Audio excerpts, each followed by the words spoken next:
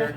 But I would like to also encourage you to move around, because we're going to be working primarily in the middle here, but for different angles and stuff like that, it might be easier for you to see what we're doing. So I encourage you to feel free to move around the cabinet. So, a couple things about Jeet Kune Do. Jeet Kune Do was created by Bruce Lee. Bruce basically went to all the different martial arts after a while in his training and started experimenting, started looking, because he realized the art that he was primarily trained in, which is Wing Chun, did not have all the answers to everything.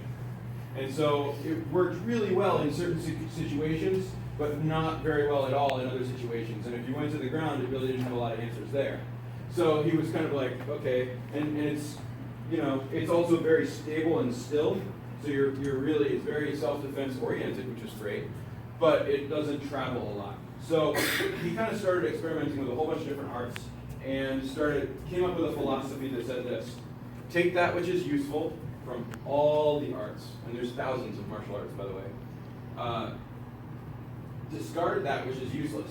In other words, things that don't help you fight better and they're just there in the system because of tradition and don't really help a student learn. And add that which is uniquely your own. And so everybody's Jeet Kune Do, when they get to a certain point, starts to look a little bit different. And you'll probably see that between George and I as we're working on things here today, that the way we move is slightly different from one another, but we have the same base, the same foundation of techniques.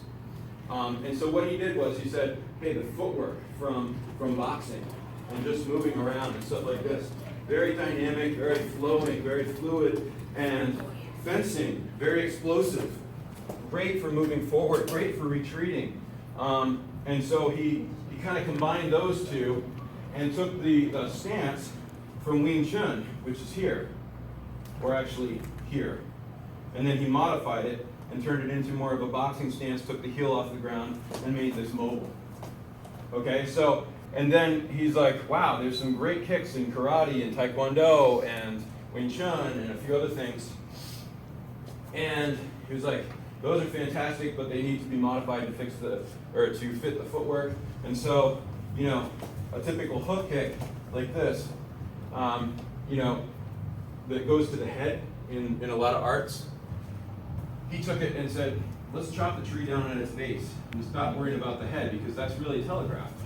Going up here like this is not going to, very often somebody will just naturally block that.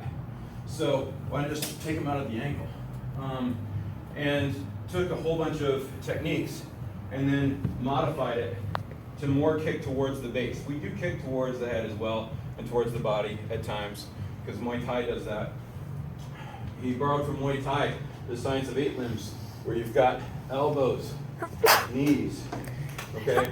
And he also borrowed from a ton of blocks and things like that from Wing Chun, and a ton of stuff from the Filipino martial arts, karate.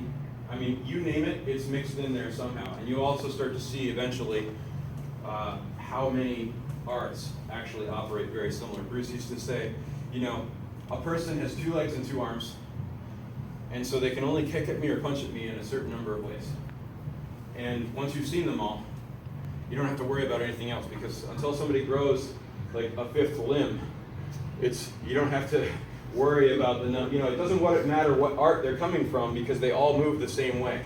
You know, our arms stop at a certain range and that sort of thing.